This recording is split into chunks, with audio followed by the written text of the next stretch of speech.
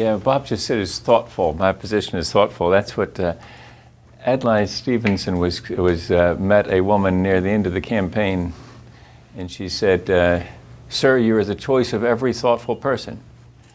And he responded, "Yes, madam, and I'm concerned that it's not a majority." Apparently, that's the moral of the story for my situation too. So let's see. You've got to assume, right, if somebody's coming to speak to you about energy and climate, and he's a Republican, then he must be a moderate Republican, right? That's the assumption here. But let me just disabuse you of that notion, all right? So I did get tossed out by the Tea Party, but a 93 American Conservative Union rating, 100% Christian Coalition, 100% National Right to Life, A with the NRA, 0 with the ADA, and 23 by some mistake with the AFL-CIO. I wanted a 0. I think they sneaked in a vote about mom and apple pie or something, and that's why I got a 23, but I really wanted a 0. Because I like to tell anybody from some of those states that aren't like Michigan and just adopted a right-to-work law, will you just please, if you don't have that law, turn out the lights if you're the last one in your state, and they're all coming to South Carolina. We're happy to have them. Pretty conservative fellow, right? But got tossed out by the Tea Party. So that had to do with, so you know where the context of where I'm coming from, had to do with some various heresies. You know, I was for comprehensive immigration reform. I was against the troop surge, had conservative concerns about George Bush's nation building, I felt. That was my concern in Iraq. And I voted for TARP. Watched Too Big to Fail recently and decided that I need to read the book, and I think I'm feeling pretty good about that vote, actually. You know, I'm thinking that AIG yesterday paying off and us making $22 billion, I think it was, off of AIG. I think history may judge that vote better than the current press did, or particularly the Tea Party Express did, maybe. But so those heresies I committed. But the main heresy really was just the most enduring heresy, the one that I think generated a great deal of reaction for me, was just saying that climate change is real and let's do something about it. I voted against cap and trade because I thought it was hopelessly complicated and embarrassing in the free allocations, and decimated American manufacturing, and it was a massive tax increase. So for all those reasons, I voted against it. But I proposed an alternative. And that's where the trouble starts, I guess, is proposing the alternative. Saying it's real and then let's do something about it. And here's what I said to do about it. Say revenue neutral tax swap. And so it's the same, the bill that I had then is what I'm now on the road selling, particularly to conservative audiences. And so I'll make my pitch to you. I should ask for a show of hands if you're a conservative, but I won't do that. Alex will raise his hand. He works with me at the Energy and Enterprise Initiative. And then I could ask if you know a conservative, and a few more hands would go up. And then I could ask, ever seen one in a zoo? And I guess I am the zoo animal that's on the road now, saying, you know, because it is an unusual zoo animal, a conservative Republican who says, let's act on energy and climate. And so what I'd present to you today is what I'm presenting in a lot of places like college Republicans, Federalist societies at law schools, young evangelicals.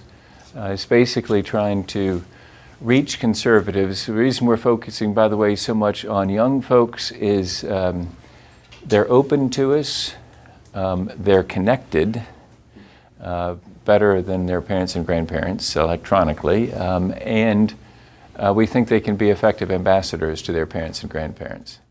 So we're focusing a lot on college campuses. So the case that I make there, or if I'm on talk radio or at a Chamber of Commerce or at an editorial page is the same. And it's really a very simple proposal. I'm a commercial real estate lawyer, it's said in commercial real estate, if you can't describe it on a cocktail napkin, if you can't describe the deal on a cocktail napkin, the deal isn't worth doing because it's just too complicated. So the deal that I'm about to describe, I think, fits on a cocktail napkin. And it's really just three things. First, let's change what we tax. We currently tax income, but we don't tax emissions. And whether you think climate change is real or not, if you're a conservative, we really got to think, why are we taxing income? Something we want more of. And we're not taxing emissions, something that we maybe want less of or perhaps want less of, but really you don't have to get to a very high threshold on proving how much less of it you want because you really want more income. So why not do a shift of taxes, change what you tax, off income onto emissions, right? So it's basically starts there. Let's change what we tax. Second thing that goes on that napkin is let's eliminate all subsidies for all fuels. That means all fuels. So no more cylinders, no more government picking winners and losers, but also no accelerated depreciation for oil and gas kind of activities, and just eliminate all subsidies for all fuels. And then the third thing goes on the napkin is attach all cost to all fuels. That second one caused wind and solar to start gasping for air. They're thinking if the production tax credit expires, there's no chance for us. But they start breathing again when you get to the third point of the napkin, which is attach all cost to all fuels. And of course, what we're after there is simply internalizing the negative externalities and making the marketplace accountable so that all contenders in the marketplace have to bear all their cost. And on that point, it sort of goes back then to the rationale for conservatives on that first point, which is changing what we tax, is even if you think that emissions are not harmful to the climate system, and that it isn't, those emissions don't cause adverse effects within the planet, and in other words, you want to put a zero on the scale for those. The health costs are real and quantifiable, and even if you dispute the climate cost, the health cost should be attached to those fuels that produce those health costs, right? So APP said in 2004 that 23,600 people die prematurely each year in the United States because of soot from coal-fired electrical plants. Over 3 million lost work days.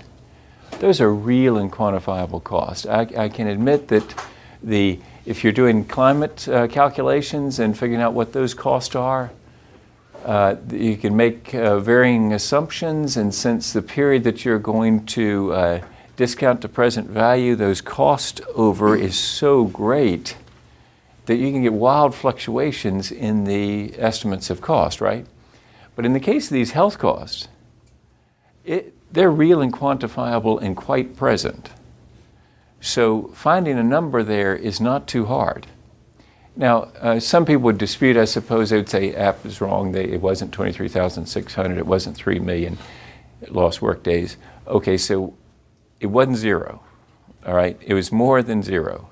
It might not be 23,600 premature deaths in the United States each year. It might be 18,000, might be 17,000. But if you go speak to a pulmonologist, you'll find out that they will tell you that, yes, indeed, their patients are affected, right? And so the case that we're trying to make to conservatives is, doesn't that really mess with our minds as conservatives? That we have this thing going on where players in the marketplace can privatize profits and socialize cost. and escape accountability for those costs. And whatever kind of conservative you are, it should cause you to say, this is a problem. We believe in accountability. Accountability, I think, is a concept that conservatives of all stripes really cotton to. It's what we believe in. So if you're an economic issue conservative or a libertarian, those are two of the four docks of conservatism. Both are real big on this concept of economic actors having accountability. Right? Libertarians believe that perhaps we shouldn't have public roads, we should have private roads, and people pay to use them so that people are fully accountable for the use of the road. Economic issue conservatives, likewise, generally believe that we want accountability in the marketplace, we want people to be responsible for all their cost. Then you have the social issue conservative, and for social issue conservatives, this is a key point. Because for us, it goes deeper than just dollars and cents. It goes way deep into a value system.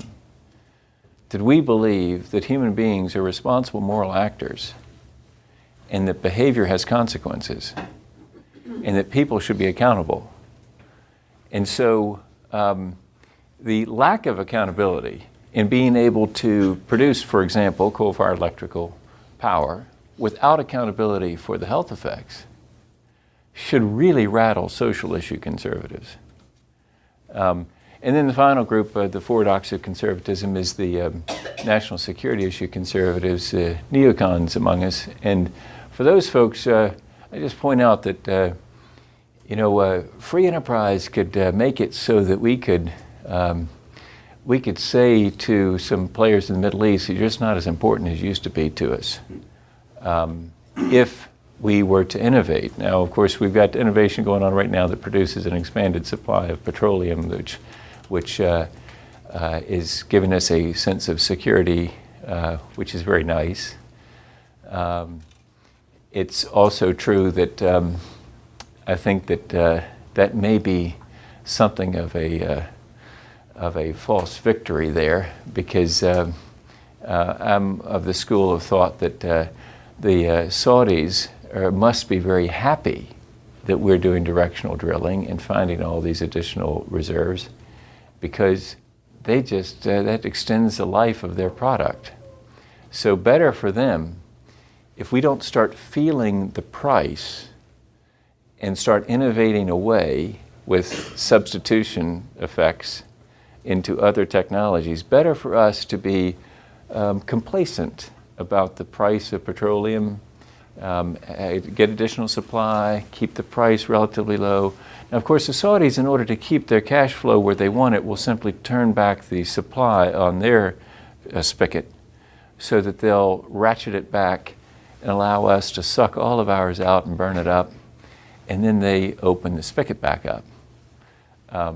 Because, even though we're looking bigger and bigger in oil, petroleum, they're really big, and they also aren't constrained by the Sherman Antitrust Act.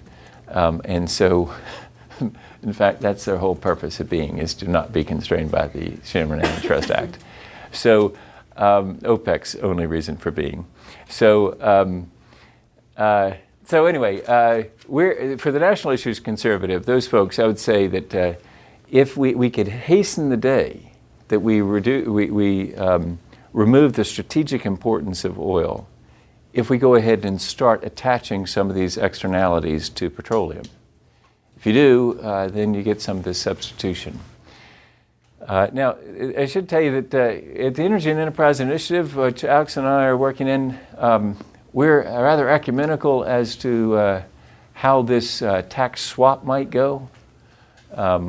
We'll take it in any number of denominations. We'll go with people that want to do a reduction, say, in corporate income tax. If we price carbon, reduce, say, corporate income taxes, I sort of feel like that's coming out of AEI, maybe. We could go with that. We could go with people like my friend Art Laffer, who say what you do is you put a price on carbon and then you reduce marginal income tax rates. Predictable that Art Laffer would talk about marginal income tax rates, is it not? Or it could be somebody like Senator Cantwell and Senator Collins who were talking about some sort of a rebate program. We don't go for the cap, but we do go for the pricing and then rebating. So if there's some sort of a rebate back to the taxpayers, that works for us. The approach that I was taking when I was in the House was a payroll tax reduction. So the bill that, like I say, we're rather open as to what this swap would look like. But for purposes of illustration, when I was in the House, the bill that I had would have reduced payroll taxes in equal amount to a tax imposed on CO2. We were going to start at $15 a ton and rise to $100 a ton over 30 years' time.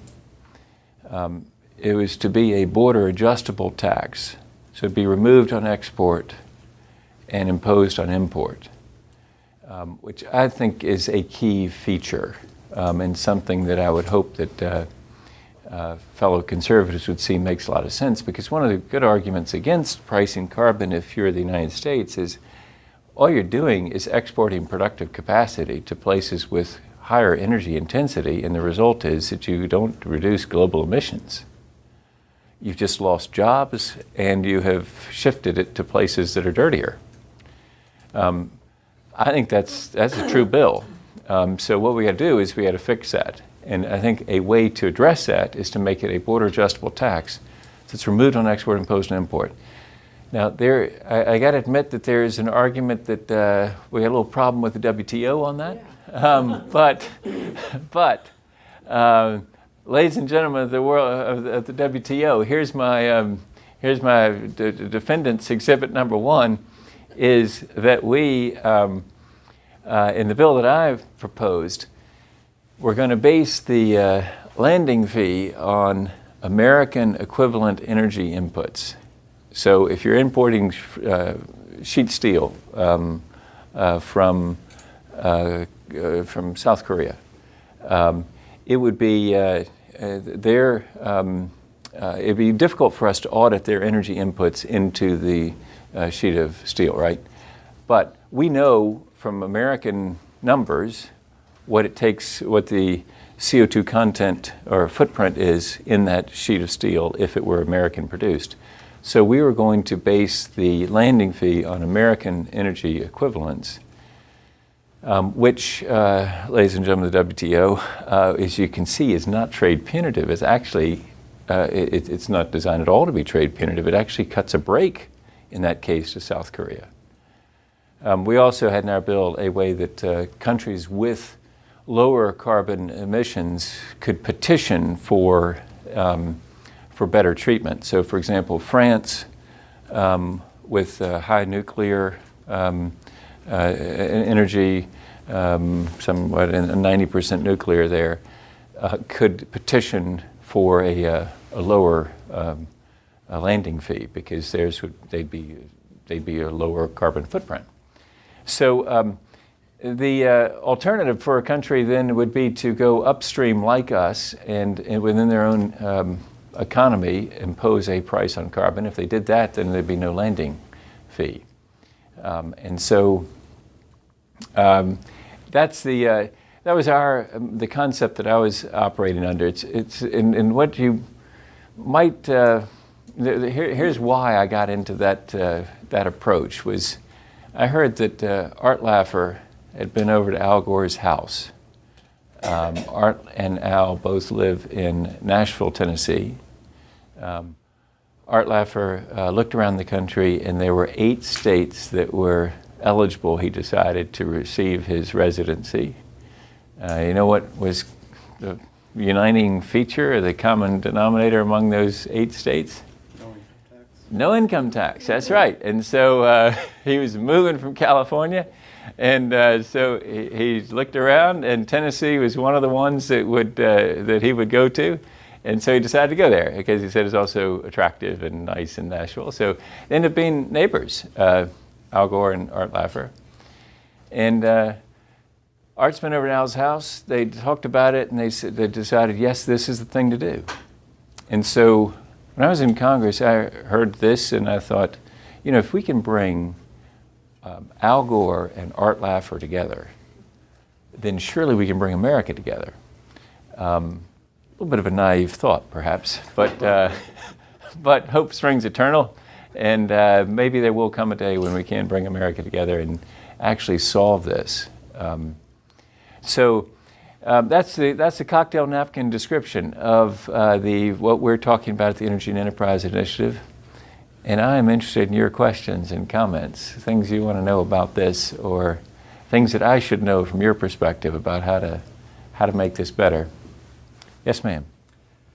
It seems like you left open those two pieces of information that will be required to implement this. One of them is figuring out what the social cost of carbon is, and you've got a model of $20 or $15 rising to $100. So you're implying that the cost rises over time. So presumably there'll be some source of information on this, some group that will determine that information that would sort of be believable and acceptable within the government. And then the other one is the particular information on how much greenhouse gas emissions associated with producing steel in the United States and how that's going to change with innovation. So there will be some group who will determine that information also. Yeah, good question. I mean, you can make the case that really the best way to do the accountability that I was searching for, just in one of my 3 points there, right, is to attach all cost, is to do it at the source. So it would depend on, it'd be specific to the power plant, for example. That's the most correct way to do it. That's the most pure way to do it. It's also, I think, administratively very, very difficult. And so, because you have to go visit with an awful lot of taxpayers. While I concede that what we're talking about is an approximation of the social cost, and that could be, off, but the reality is that that's sort of the way legislation is, isn't it? I mean, we sort of make value judgments, and it's sort of like, well, what do you think? Should the tax rate on the top income earners be this or that? Well, there's some specifics that you could find, and there's some economists who would say that if you would get quite specific on that. But at the end of the day, it becomes a value judgment that's part of politics, and you just pick a number. And so you want to be in the ballpark for sure, and we definitely want, what we were proposing, the $15 to $100. I was open to other estimates about what that would be. But the main reason, by the way, for the increasing was to take into effect the substitution that would take place, and the government would have a declining revenue source. So you really sort of need to, in order to get a stable revenue source for the government, because remember, I was cutting FICA taxes and replacing them with this carbon tax revenue. So you got to keep Social Security at least as well off as it was, which is not too well off. But so that would require an increasing tax over time. That was the main reason for that increase. Not that we were increasing, we were suggesting that the social costs would rise over time, but rather just getting an income source that would be stable.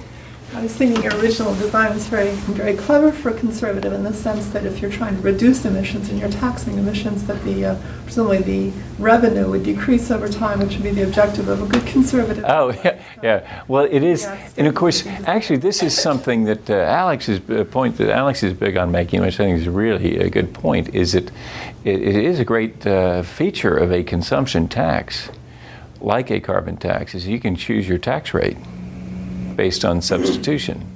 I mean, and of course with the tax swap that we're talking about, we're reducing taxes on some form of income. That means that you've got more money in your pocket. Now you have money in order to go out and choose your tax rate, which is, shall I buy a new car, or shall I shall I insulate my house better? Well, if I insulate my house better, I can affect my tax rate, because there went my taxes going down on that. It's a consumption tax. So it actually really reinforces the concept of liberty and enlightened self-interest, which is key to conservatives. Yeah, that we get to choose how much tax we pay. And so, it drives, of course, conservation, which is also a conservative concept. Yes, sir. How might your three-point plan be affected by whether we go off the cliff or not? Yeah. Both scenarios. How might it change? Yeah, great question. So here's the, some people have thought that what I'm describing might happen in the midst of this fiscal cliff negotiation. And that would be happy for me. I'd take the next year off and hope for some kind of a bonus. I don't know where I'd get the bonus, but I had to get a pat on the back from Alex, right, Alex? You give me a pat on the back. So we go off into the sunset happy that we got it done really quickly, right? I've never really thought that was going to happen, because it's just a major change that's hard to do in the space between November election and the end of the year. Sure. But what happens, let's say we go off the cliff. Right. Tax rates go up. Republicans will be looking for a way to bring them down. Right. So why not jump in and say, okay, bring the rates back down, but let's replace the revenue and supply new revenue with your three-point plan. Right. I almost see that as the more desirable scenario here. Yeah, and that's the second. I mean, one possibility is it happens in the fiscal cliff. Second possibility for us is that this happens sometime over the extended life of the fiscal cliff, because I think the cliff's going to be somehow extended. Yeah. And that's probably the safest bet, right? Or that we jump off the cliff and we find hopefully a ledge just below the cliff. And that it means that just below on that ledge, then immediately cut taxes, in the new Congress.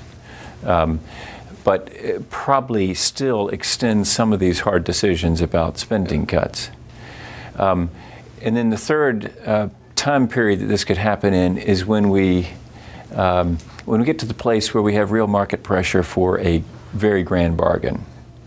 And I think that's the most likely scenario. There's not enough of that kind of pressure with all the interest groups weighing in on, make a deal? Not enough of that pressure now? See, I don't think so, because I don't think we have market pressure yet. I think we have political pressure. Okay. We have market pressure when the interest that we must pay on our bonds starts rising to reflect our risk of repayment. That's when we start getting real pressure. That's when you have New York calling Washington. When New York calls Washington, things happen. Otherwise, it's just a conversation in Washington among people who normally, lights come on, they take their positions, and they go at it. But when New York is calling and saying, have you seen what's happening? Then things start happening for real. And it's like somebody said of the financial crisis, it's amazing how quickly the impossible went to the inevitable without ever passing through the probable. And that is what happened in the financial collapse. I remember being on the floor and going to speak to a member of the South Carolina delegation who had a no on the board about TARP the first time around, and the market dropped 800 points. Wow. So I was in the cloakroom watching as it dropped 800 points. And I went out to the row he was in, I leaned in and I said, have you seen what's happening in the market? And he was watching on his BlackBerry. He said, yes, I see. By the way, he came back next week and put a yes on the board when it was revoted. Sadly for him, as Gresham Barrett, it cost him the governor's race in South Carolina. Good for him. He did what was needed for the country, because, you can't prove a negative, but what could have happened had we not acted? What could have happened could have been really bad news. That would have been good for him politically. He probably would have won the governor's race. But he gave up the governor's race by that vote. And there were others that did the same thing. And the result is that, So besides celebrating my friend Gresham Barrett, what was my point there? I'm not sure. But anyway, is the idea that that there is a tax swap. It makes a lot of sense to sell it in the midst, either in the fiscal cliff, or in the one-year extension, or in the when the market pressure comes to sell that concept. Because a great thing for conservatives is here's a fabulous way to broaden the base and bring down the rates. It's very important to conservatives to broaden the base. We're very concerned that few people are paying income taxes. Now there are people paying payroll taxes, and we sometimes aren't real clear about that in our rhetoric. There are people that everybody pays payroll taxes if they're working. But there are not so many people paying income taxes. And we need to broaden the base. And here's a great way to broaden the base, bring down the rates. And if you're Art Laffer, you really want to bring down those marginal rates. And what a great way to do it is to have a consumption tax in part. Yes, sir. How much revenue would this raise, and at what price of carbon do you anticipate spawn substitution? Well, presumably any price on substitution, right? $15, you aren't going to stimulate much. Well, let's see. If you RFF says $25 a ton produces 25-cent change in gasoline price, right? And 1 to 2 cent change in per kilowatt hour in electricity. So that's $25 a ton. You're getting up. Yeah. So, but and again, the Energy Enterprise Initiative, we're not wed to my bill. Mine was $15 rising to $100 a ton. But if we get to saying no, let's go straight to 25. And presumably adjust it for some sort of inflation rate at that point, in order to try to get this, keep or steady revenue source. Because particularly if you're cutting taxes elsewhere, you really do need, if you're going to be a responsible budgeter, you need to figure out a way to keep that stable, right? So presumably it's increasing. What do you think of that? Does that get you to a price that? Well, it gets closer. Obviously, it's going to have to rise over time for revenue purposes, but there's got to be a price that sends a signal so people do the substitution. Right. Otherwise, it's just a tax. Right, and I think you can argue that 25 cents a gallon is not a strong enough signal for if you're trying to affect petroleum. If you're mostly after this for the national security of the transportation fuels, then I think you can argue that that's not enough of a tax. But that could be a decision that Congress makes. Is really we want to send a stronger signal about this petroleum dependence. But the defense that I'd give to people who say, "Oh my goodness, you can't do this. Whatever you do, you can't raise the price of gasoline or electricity." I say two things. One is, do you believe there's such a thing as a free lunch? Do you think that you're not currently paying that full price of, say, coal-fired electricity? You are paying the full price. It's just through an opaque healthcare system, not at the meter. If you paid at the meter, then there'd be substitution going on, right? And then the other is, don't you want, especially if you're conservative, don't you want the market to be able to see transparently what the real price is so that people in enlightened self-interest can make wise decisions? That's what we believe in markets. And so we don't want to be India, which subsidizes the price of petrol, or Iran or Iraq that do the same thing. We think that's nuts. Oh, maybe we do it. So let's have a transparent pricing of this. Let's let the resource be priced accurately, full cost in, no subsidies, and then watch consumers choose wisely among alternatives, right? Yes, ma'am. Two questions. One, are you talking only about carbon, or are you talking about carbon, NOx, particulates, SOx, all of that? And second, on your externalities, where does that go? How far does that go? For example, the security apparatus that we have that is extraordinarily expensive to support our oil habit. Would that be included? So those are... Yeah. I think that you can make a good case that there should be some cost accounting for the defense cost for the protection of the supply line and attribute that to the product. And as anybody who's worked in the corporate world knows, you can either sink or swim based on what your boss does with how much cost they attribute to your unit, right? And so it can either make you look like the hero or the skunk in the company. And so figures don't lie, but liars figure, right? And so so it depends on how you do it, but I think it's sort of an abstract theoretical level. It surely makes sense to attribute some of the defense cost for the protection of that supply line to the product, and then we'd see it. And by the way, I wasn't in Congress at the time. I was in 6 years, out 6 years, came back for another 6. Thought I'd be keeping on going after that, but they're having this Tea Party. I got uninvited to it, specifically uninvited to it. But anyway,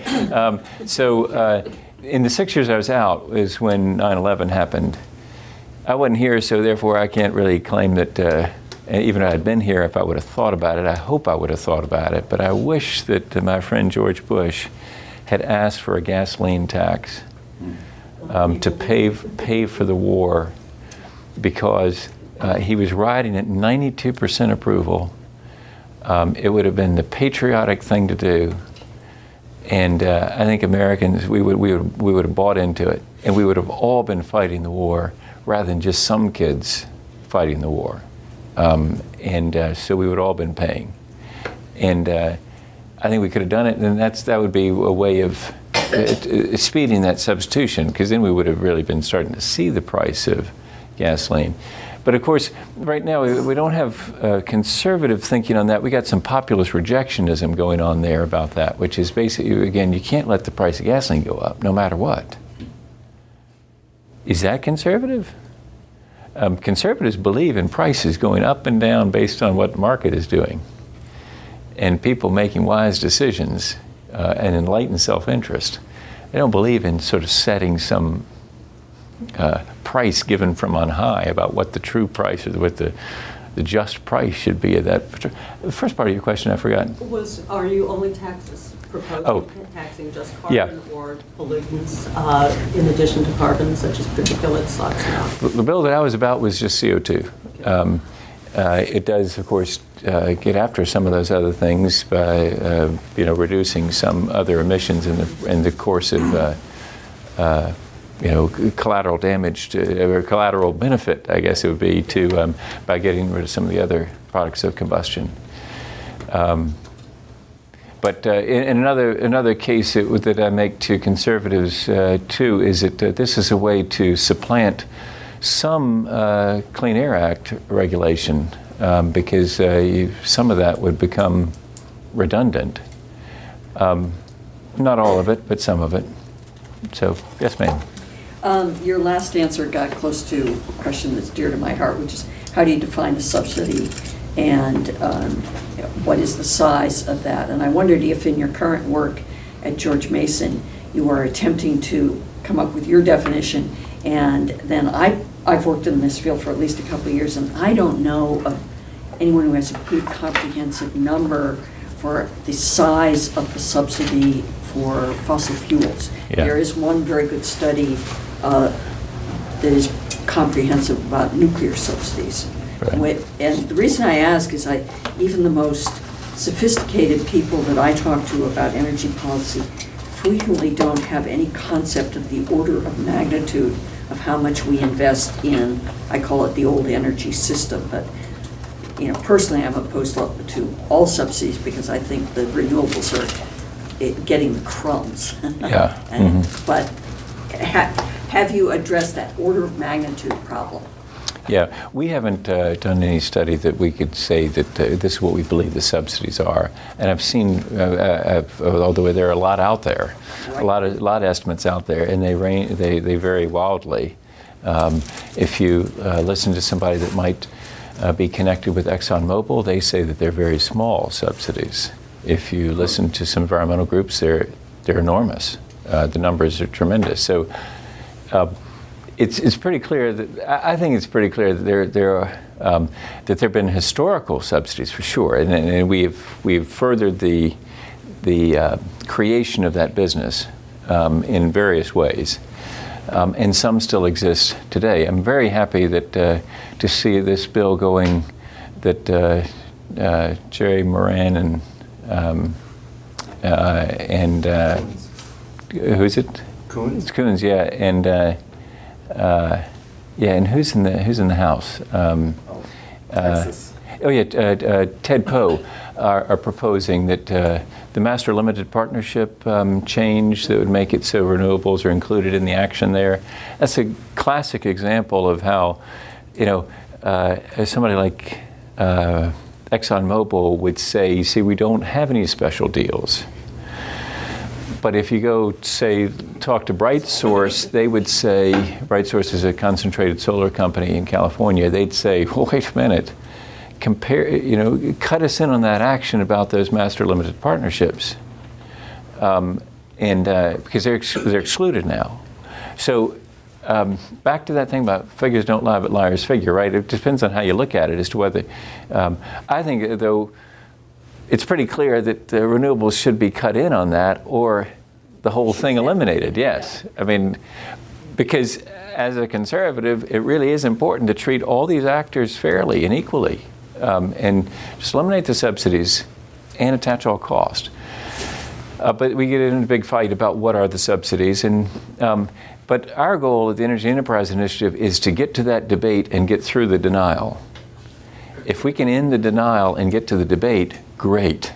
And then we can have a big debate with between ExxonMobil and the Sierra Club about who's got the right numbers about those subsidies, right? And let's have that.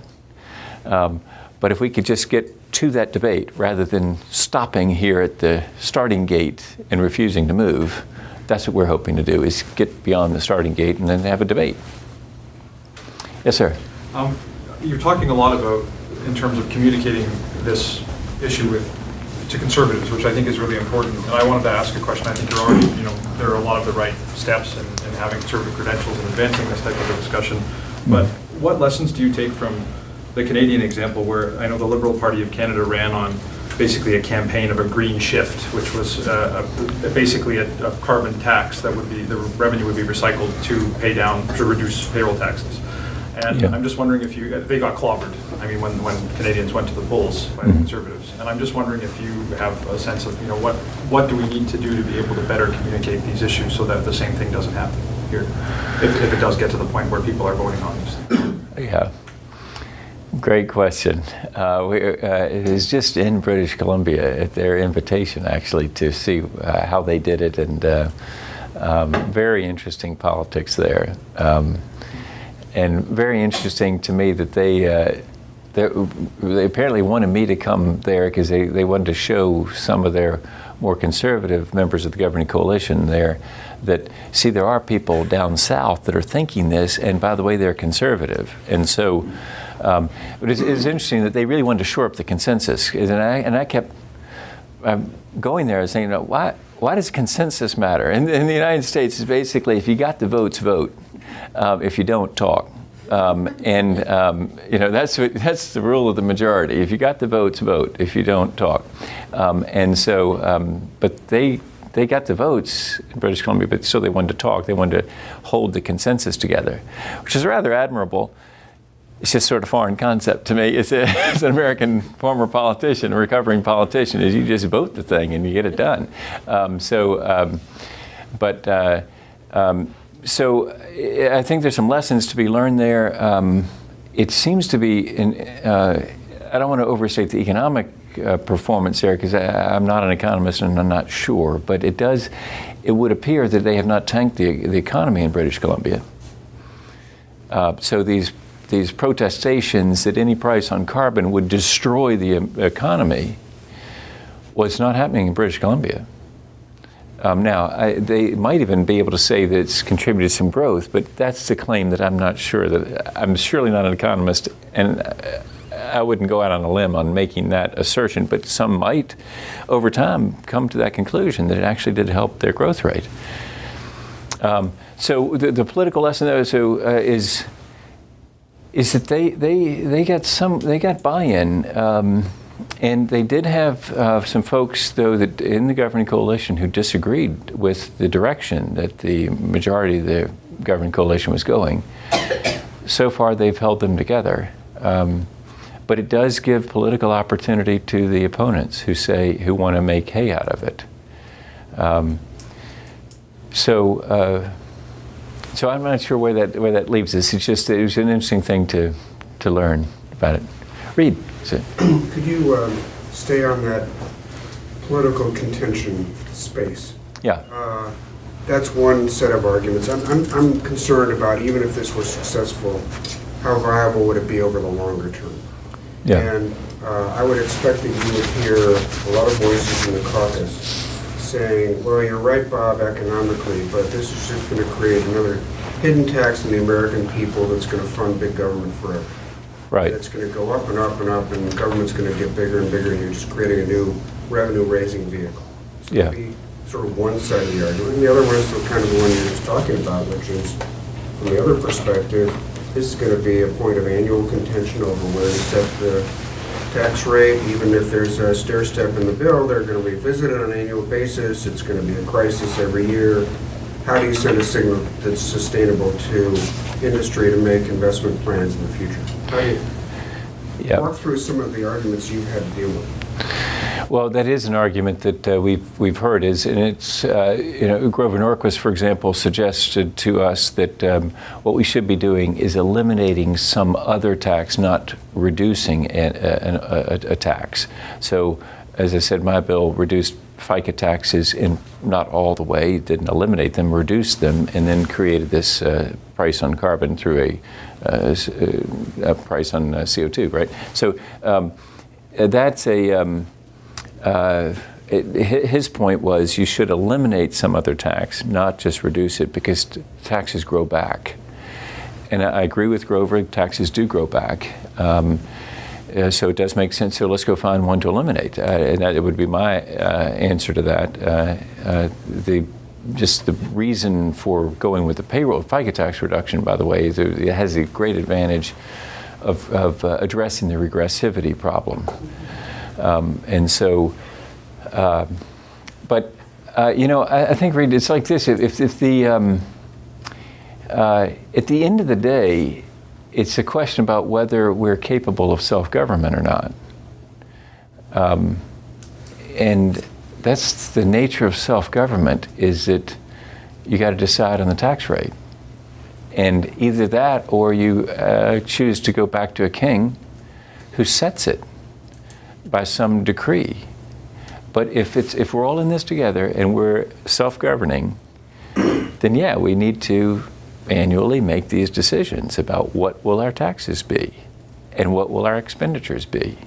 Will we continue to hit the credit card, or will we pay for these things? And will we continue to, in some cases, to have hammocks under people rather than, safety nets? Or, how are we going to do this? Those are all questions of self-government. So I think that it's an argument that we're familiar with the argument. We get a fair amount from people saying, listen, the problem with what you're talking about is it'll look like it's revenue neutral, but then that tax is going to grow back. This is an argument particularly from fellow conservatives. But my only answer can be, do you believe in self-government? I do. Do you? If you do, then if there's a transparent tax, and you really can see this one, then you get to decide. And your representatives represent you, and they set the levels. So I hope that's not too theoretical of an answer. I don't know any other way around it. It's sort of just that, you got to believe in this experiment of self-government. Yes, ma'am. Hi, my name is Stephanie Sheridan. Kind of getting on that track in terms of value systems and that sort of thing. There's been a lot of quantitative measurement, and a lot of the kind of traditional green activist movements have, pushed that, and getting to the idea of resentment and whose fault is it, and what industry has done the worst thing. And I mean, myself looking at the conservative movement and what has been most successful at captivating the national imagination is really the value system. So I wonder how much, in terms of the legislative process, you get feedback or you hear about feedback or there's a discussion about really embedding some of the values and concept of self-government in the idea that, you know, America as a country has to deal with these issues, and it is a value-based decision for our families. It's a family value system, and kind of, you know, thinking more on those lines, which have traditionally been very successful in the conservative movement. Yeah, great question. Yeah, two parts to that. One is I think the values message is important. It's over time. I think that it will be very important to social issue conservatives to hear that. During the pain of the Great Recession, there is an immediacy to that pain that means that we're maybe not so focused on some of the longer term aspects, right? We're focused on this month's mortgage and this month's paycheck. But over time, I think that will be an important part of it. I gotta believe that we can summon fellow social issue conservatives to that values discussion. Yeah, and if you take, you know, the private sector vanguard, Richard Branson, who's really kind of touting this creating climate wealth, and you embed that into the model, which is, you know, creating climate wealth. I mean, there is a huge amount of GDP locked into the system of the green economy that we haven't kind of really, you know, made to fruition, and that will help pay for mortgages and that sort of thing. So Yeah, I think. Yeah, it is. I think it is true that this that a revolution in energy could create growth. You know, I was on the budget committee in the first 6 years I was in Congress. We went from $300 billion in deficit to near balance and then surplus after I had left. If Bill Clinton were here, he'd say it was his 1993 budget package. We called it a tax package. He called it a budget package. If Newt Gingrich were here, he'd say it was because I was Speaker and we got fiscal accountability and responsibility. The truth is, I believe, there's some of those things, but it's also mainly that the internet and the PC created the opportunity for growth, as Alan Greenspan said back then, productivity gains that made it possible for the economy to grow without inflation. That's what created the surplus in the end of the 90s. And so, so we can do it again.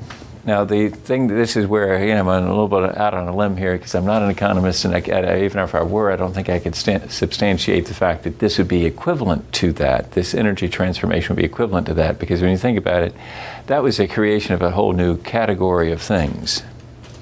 We already have electricity. So it's not going to revolutionize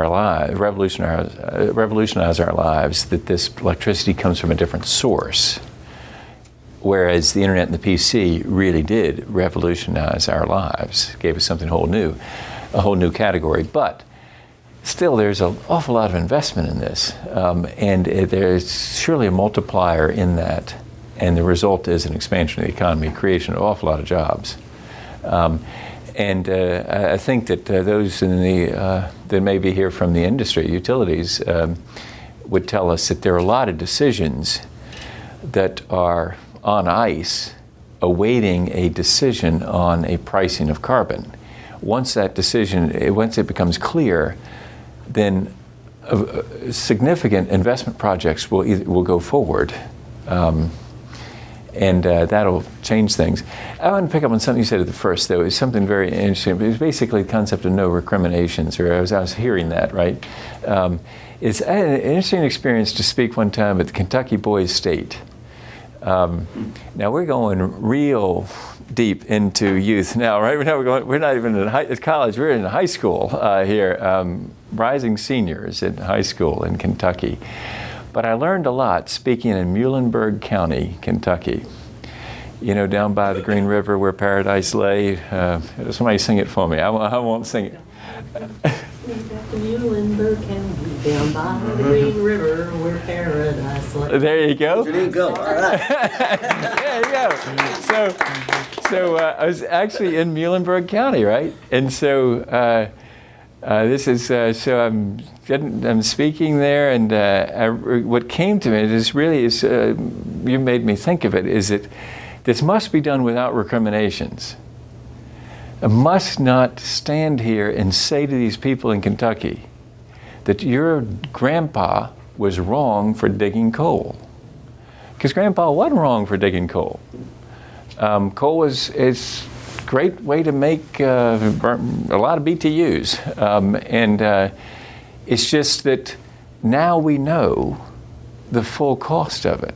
So we didn't so much know then. Just like before the Cuyahoga River caught fire, we sort of didn't know or didn't pay attention to the fact that, gee, this is really yucky what's happening here in the river. But then when it caught fire, we decided, hey, let's do something. Or another example, you had ashtrays in your house when I was a kid, and the idea was anybody came in, they could smoke in your house. Now, there's nobody that would think of going to somebody's house and smoking. I chew tobacco. You mind if I spit on your carpets? I don't chew tobacco, but anyway. So we who knew, right? But now we know. So the important thing that I felt that I learned in speaking to the boys in Muhlenberg County is don't be critical of the people who created this suburban lifestyle built on fossil fuels. They were doing what seemed to be a good thing to do at the time. It's just now that we see some of these things, we see the full impacts of them. And that's why I think young folks are able to say, okay, and we can improve, Grandpa, on what you did. Not that we're going to attack what you did, Grandpa, but we're just going to improve it. And so the people who dream of sequestration, maybe it'll work. Get to the lab, see if it'll work. If it does, then you can preserve the life of that resource. Which, by the way, is why BHP Billiton, one of the largest coal companies in the world, is for a carbon tax. They also have uranium, so they're a diversified company. So that if that price on carbon causes a shift to nuclear, then they can make money there too. Which is, I'm for them, because again, I'm conservative. I believe in people making money. In fact, people who offer me altruism, I can't trust your altruism because I don't know how big your sugar daddy is. Because your altruism is going to last only as long as your sugar daddy does. And then I can't count on your altruism.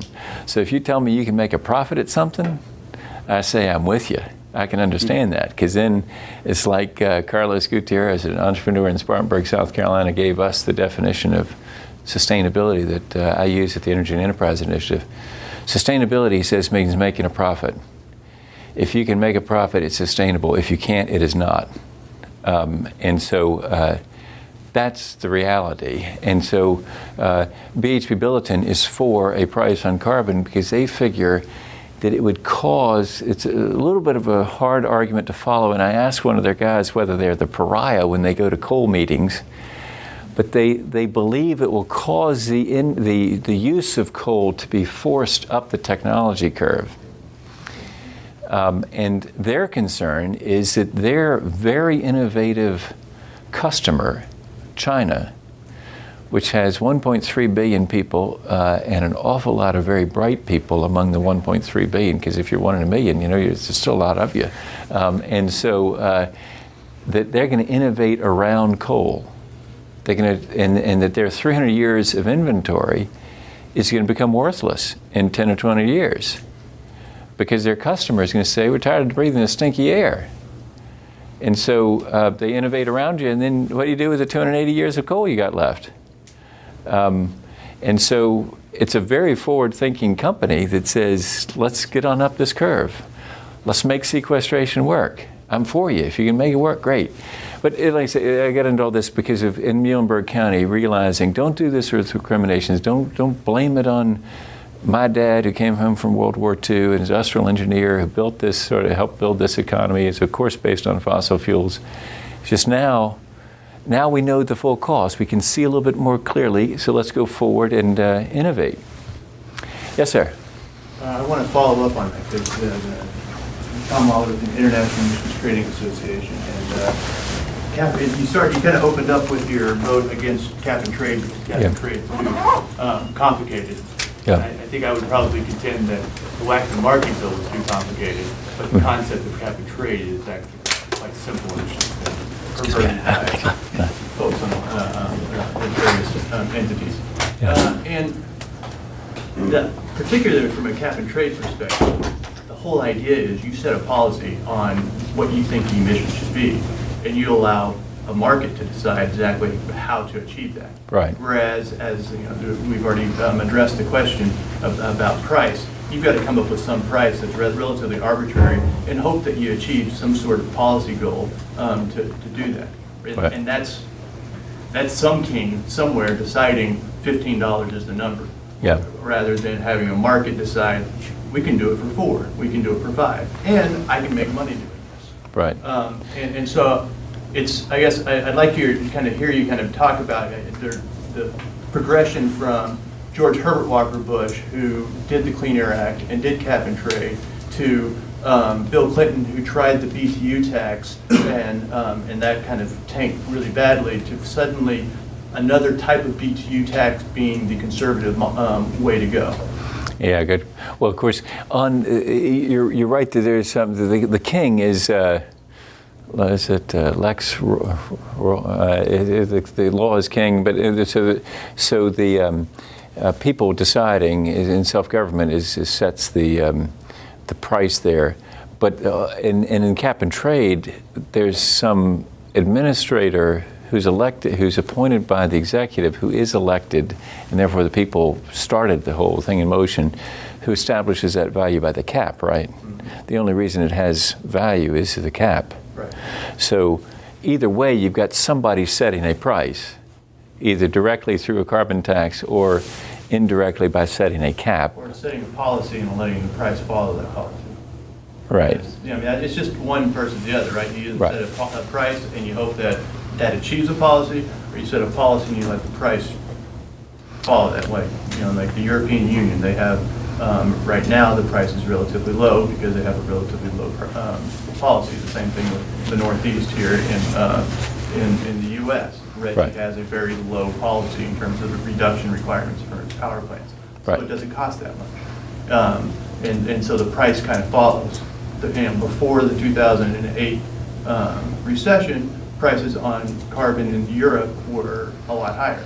Yeah. So, again, the market is much more dynamic in the sense that, all right, so if demand goes down, the price goes down. Where if we had a tax on this, the price wouldn't have changed. It would continue to cost the exact same amount on emissions, whether or not you have economic prosperity or not. Right. Yeah. Good point. And so you could. Some people would argue that some economists, I think, would say there's not much difference between what you're advocating and what I'm advocating, right? They'd say that basically what you're doing is you're pricing carbon one way or another. Mm-hmm. And so... and I think my point isn't to argue that, because you're right, the ultimate, it's that my question is more from the political perspective. How did cap and trade become such a anathema, particularly to the conservatives? I mean, I guess climate change in general, but cap and trade, I guess people have thought we can't go back there, so somehow or another tax is a better way to go from a political perspective. Yeah, I think that cap and trade really got branded as cap and tax, and therefore is, for a lot of reasons, I believe is graveyard dead. And you got to come up with an alternative. And I'll go back and tell you all those reasons why I voted against it. You heard those earlier. But going forward, I think there's an opportunity to convince conservatives that that a transparent, accountable marketplace with a internalization of all negative externalities, or an approximation of that internalization, is something we believe in and fits our philosophy.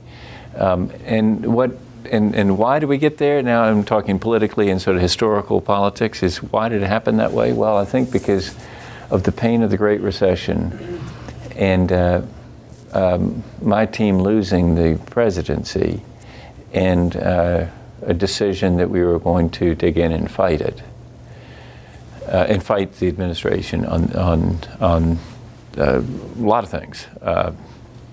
everything. It's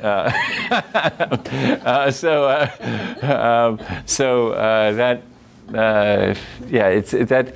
But a lot of that has to do with the pain of the Great Recession. The pain of the Great Recession is eventually going to leave us. We are going to start growing, and then because basically what happened is, I take my political life as a measuring life. When I was in 6 years, out 6 years, ran again in 2004, announced Inglis 2.0, the new and improved version, which is fine in 2004, because they said, oh, okay, yeah, we're here, you're big on that energy thing. And usually members of Congress have this big split going on. It's quite uncomfortable. They got the national interest, which is balancing the budget, and they talk about that a lot. And they got the local interest, which is the Bob Inglis Expressway. Actually, there was no such thing as a Bob Inglis Expressway. But in other words, they're seeking some money for their district, but they talk about balancing the budget. It's a very uncomfortable split. And so what I saw is a real opportunity in energy to have this consonance between the local interest and the national interest. National interest was clear, which is improved national security, and, air quality, those kind of things. The local interest was that we make BMWs in Spartanburg, South Carolina. Some very fine cars. And BMW plans on leading the hydrogen revolution, or they were talking a lot about it back then. General Electric makes wind turbines in Greenville, South Carolina. Michelin makes low rolling resistance tires, and their North American headquarters is in Greenville, South Carolina. And so all these energy assets were local jobs. And so I said in 2004 when I ran, I'm going to be all about energy in 2.0. And Republican primary voters were fine with it. I've got evidence on that. I had two primary opponents. One was a very credible lady who's was a state house member at the time, and another guy not so credible. They split 15% of the vote. We got 85% of the vote in a primary in 2004. But the economy was pretty good, and things were all right. And so English, talking about the energy thing, that's all right. All right with us. 2006 is still all right. 2008, thank goodness the primary occurred in June, not in, the collapse happened in October, November. And so 2008, though, I had a primary opponent who said I was the Al Gore of the Republican Party. And that started to stick. By 10, we had been busted down to the bottom of Maslow's hierarchy of needs. We were down here, at survival. We were reaching for self-actualization, back around 2004, 2006. But we were busted at the bottom, right? And so it's this month's mortgage, this month's paycheck. Inglis, you are focused on something that is decades away, man. Get out of here. And I got 29% of the vote in a Republican runoff. The guy that beat me got 71% of the vote. So, as a measuring life about what happens, that's what happened to sort of action on energy and climate, right? But I think it's the pain of the Great Recession that was mostly driving that. That's what busted us down at the bottom of Maslow's hierarchy of needs, and that's what got me tossed out. But we're going to recover, and we're going to get back to being the can-do nation that solves things, rather than the people who blame the other party on the problems we got. Because the reality is both of us. Anyway, yes, sir. Hi. Are you focused mostly on sort of grassroots speeches and talking to groups that generally support climate change action like this one, or are you actually talking to conservative groups that have influence with conservative lawmakers? Are you talking with conservative lawmakers themselves, and do you see any progress at all in your efforts? Former rather than the latter. In other words, elected officials will lead once we build support for the proposition. Until then, I'm sort of the worst commercial for action. It's sort of like that's what happens to you. So what we got to do is we got to go build the case out in the country. I spend most of my time not here in D.C., but rather out and about. What kind of conservative groups are you talking mostly it's campus-based at this point. It's college Republicans, Federalist societies, young evangelicals, but while in that town, also doing talk radio, local editorial board, trying to connect up with the chamber, those kind of things. So it's, and meanwhile, we are having a conversation in various ways with, so that's the main focus of the effort. But coming in your list there, coming to the conservative groups, we have channels of communication with them. I'm happy to be talking to them. I referenced talking to Grover earlier. That's, we're happy to be in dialogue with those folks, and want to make clear that we are seeking revenue neutrality. This is quite, what I'm talking about is quite different than Henry Waxman is talking about. Henry's talking about finding revenue so that I think if he were standing here, he'd say, so we preserve the integrity, he'd say, of Medicare and Medicaid, maybe is what he'd say. We've got a different point of view. Ours is, no, Henry, we part company on that. It's not my portfolio now. I mean, I'm doing energy and climate at Energy and Enterprise Initiative, but as a conservative, I want to see entitlement changes. Those programs need to be changed. And our goal is not to get additional revenue so you don't have to make those changes. Our goal is to somebody else help make those changes, because that's not our portfolio at the Energy and Enterprise Initiative, but we're just talking about revenue neutrality here. And then some contact with members of Congress who are, have shown some openness to this. But mostly it's that first part, which is out and about. Any surprising conversations with Republican Congress members? And if you talk with people like, Glenn Hubbard, Greg Mankiw, other people that you might be trying to get active in this sort of discussion? Yeah. Greg Mankiw is a wonderful fellow who's very supportive of what we're doing. In fact, we quote him on our website. So it's the other way around. We're supportive of Greg Mankiw, I guess is really the way I should have said that, because, I mean, he's I think one of the founders of the Pagoo Club, and so if you call him up, even if you called him in the midst of the presidential race, when he was advising Mitt Romney, he would may have sent you to the website where they list the Pagoo principles and say, we're members of this club. And so I'm really just parroting what Greg Mankiw says, just not as well as he says it. And in case of Glenn Hubbard, I'm going to be seeing him in January, actually. And so these are the kind of folks that that apparently have gotten some attention by some people that don't want us to make progress on this, because one of them said recently, after a piece appeared on Frontline, that, you get Greg Mankiw, Art Laffer, Glenn Hubbard in a room with conservatives, they can be quite persuasive. Is that your story? Yeah, that was your story. Yes, that was your story. What am I talking about? Yes, that was your story. See, I only knew that because I read your story. So I thank you very much for the work you do. So, yeah, what a great thing. I mean, we got noticed by them, and they're out trying to shut down Greg Mankiw, Glenn Hubbard, and Art Laffer. Because they can be quite persuasive, because they're talking bedrock conservatism. That's why they're persuasive. Yes, ma'am. Just a second. Let me go back here. Yeah. Sebastian. Wow, that's good. I remembered your name. But there's another Sebastian that I know that you look sort of similar. Anyway.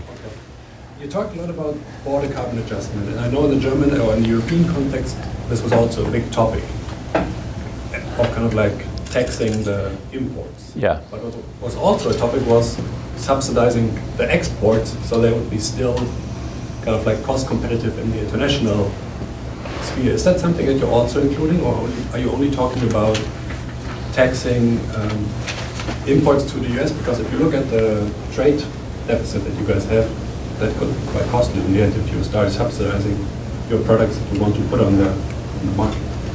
Yeah, help me understand how we would subsidize those products. I know there's an argument that we do that in food, for example, but what is a...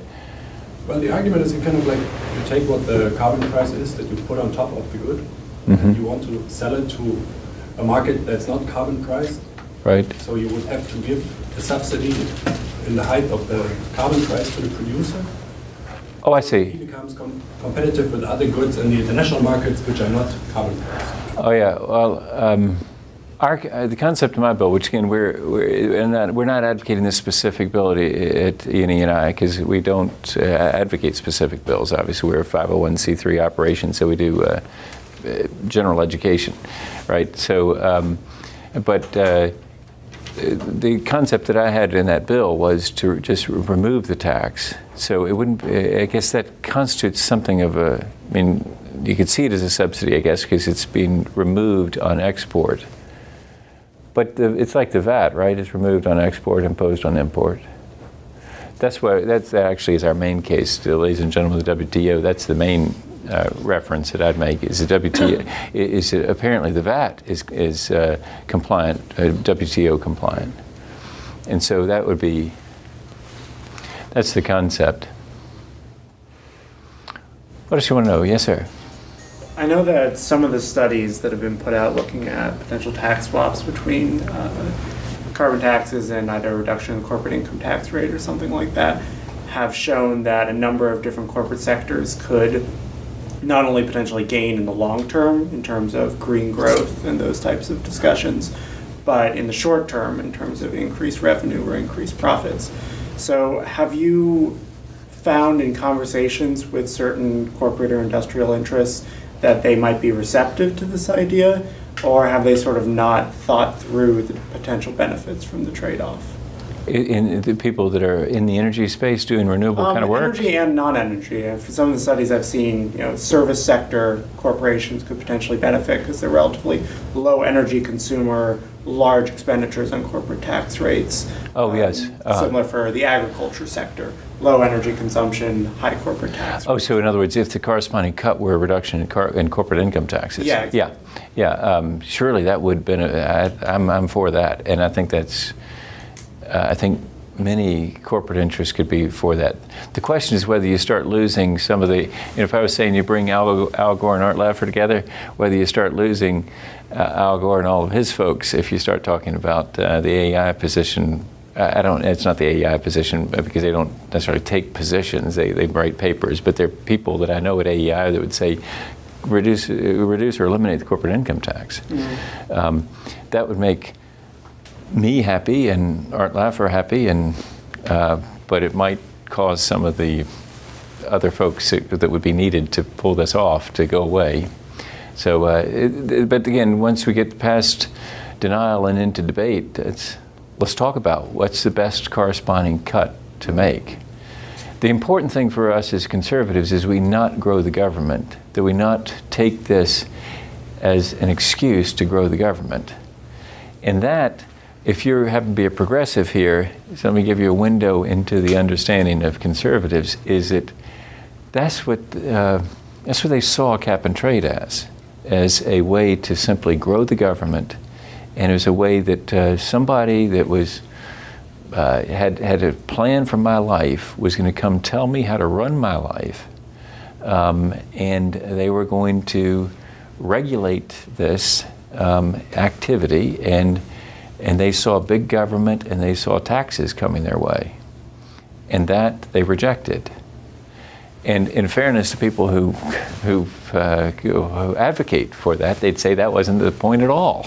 But that's how it was perceived. And so now we have to change that around to what I believe is the better approach is just to say we're going to make an accountable, transparent marketplace where all the costs are in. And we have a true cost comparison between competing fuels.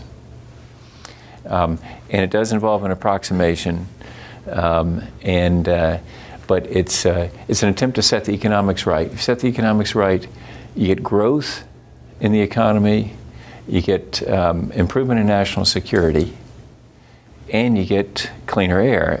And if you don't care about the air, I mean, would it bother you if we cleaned up the air? I mean, it probably wouldn't bother people, right, if we cleaned up the air. But I try to tell people, if you object to that third one, just focus on the other two: economic growth and national security. Who wants to have the last word here? Yes, ma'am. Then you're. Okay. Bobby Jindal said something really interesting after the last election with regard to conservatives and their positions. My recollection of what he said was we have to stop being dumb. And stupid party. Stop being the party of stupid. Yeah, I think it was Jeb Bush actually that said that, wasn't it? Jeb Bush, yeah. Yeah. So, I mean, one of the things that you're talking about is really, you know, when you begin to tax carbon, you are accepting the notion that climate change is a real issue. I believe. Right. I mean, I think that that's implicit in that.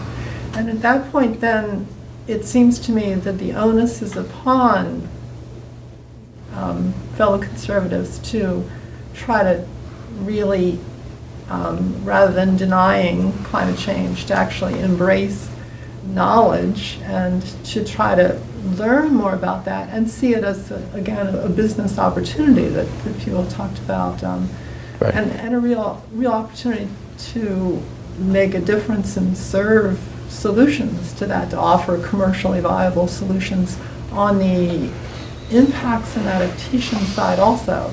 So it opens the Pandora's box of really, you know, a conversion, if you will, and changing the approach altogether Right. in conservative spheres. Do you see that as actually, you know, being needed, that that's part of what you're talking about ultimately is happening? Yes, that's why this is so difficult. I was going to say that's why they're paying me the big bucks to do it, but but it's hard work because basically what you're doing is you're trying to say to people, We're entrenched pretty deeply, yeah, that. beliefs. But here's where I think we can help some fellow conservatives come back toward where we should be, which is aligned with our casualty insurance industry friends, who listen very carefully to their actuaries, who in turn listen very carefully to scientists. And so these are our friends. They plan on staying in business. They're pricing risk.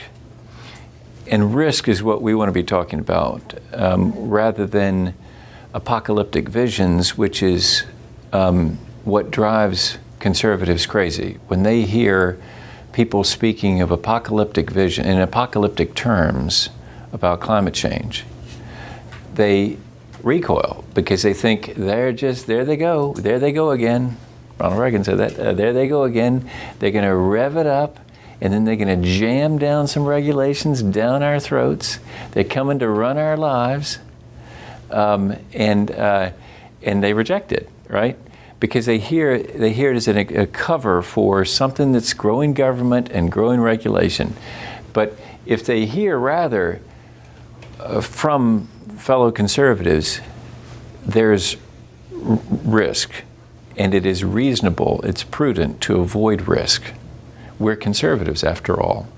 I mean, the most unconservative thing to do in the face of climate risk is to proceed pell-mell. That is the opposite of conservatism. Conservatives should be people, personality conservatives as well as political conservatives, should be saying, we've got risk, let's move to avoid that risk. Now, you buy an insurance premium at some value, right? And I want to work out the numbers on this. Maybe if you're at a think tank, you can help me get the numbers right on this. But I want to be able to say to audiences, I'll give you $20 if you will call your fire insurance agent right now and cancel your policy. Because your house is not going to burn down this year. Probably. Pretty sure. It's pretty sure it's not going to burn. Will you do it? $20 for anybody who'll call right now. And I'd like to get the price right in terms of the risk of your house actually burning, and then offer the true dollar amount. Because that shows the pricing of the insurance is right? In other words, that would you buy homeowners insurance on, say, a $300,000 house if the annual premium were $150,000? Answer, no, you would not. But it's a very low premium, right? It's about $800 or so on that $300,000 house. So you buy it. So the question is, what I want to come up with is an analogy that works on climate change that is a reasonable number, and back to those numbers you first started with, is what would be the dollar exchange that I could offer an audience member to say, here's $20 or $40, and literally hand it to them if they'd take the deal. Because what that shows is you're pricing the risk at a level that there's a price to it, but it's not an overwhelming price. I don't think the price is overwhelming if we act with some, determination. But we got to admit there's a price, and then ask people, would you pay that price? And that's what this big discussion will be after we get past denial. Once we get past denial and into the debate is how much of an insurance premium are you willing to pay to avoid this risk? But if you're a progressive here, please don't talk to the folks that I talk to about polar bears and apocalyptic visions. It just drives them nuts. And so talk to them rather about, here's reasonable risk avoidance. Let's do it. It makes sense. And along the way, experience is a very effective but often harsh teacher. And things like Sandy are just the exclamation point at the end of a run-on sentence about drought and wildfires and extreme temperatures. And that run-on sentence will keep on going. And so at some point we'll realize there's risk, let's move against it.